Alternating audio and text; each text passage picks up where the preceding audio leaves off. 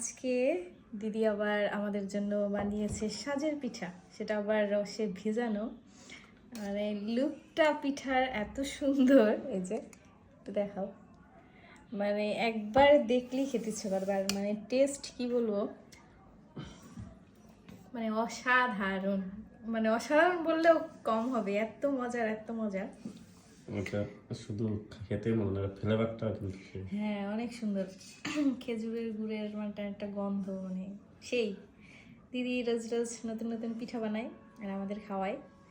মানে দিদির সব কিছু, পিঠা অন্য সব রান্না, মানে এত মজার, মানে সব কিছুতে সে কি বলবো পারদর্শী। এক্সপার্ট।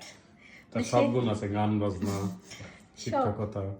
মানে তার রান্না একবার খেলে মানে এত মজা এত মজা, এই যে পিঠাটা মানে দেখলেই তো মানে অসাধারণ। আর খেতে কি বলবো, মানে আমি ফ্যান তার রান্নার, আমি তারপর শুধুর বাবা সবাই।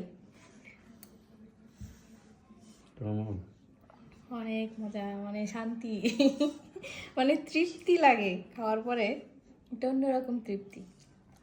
যে মজার মজার পিঠা, অনেক অনেক কি বলবো ভালোবাসা দিদি, মানে ধন্যবাদ বললে ছোট করা হবে।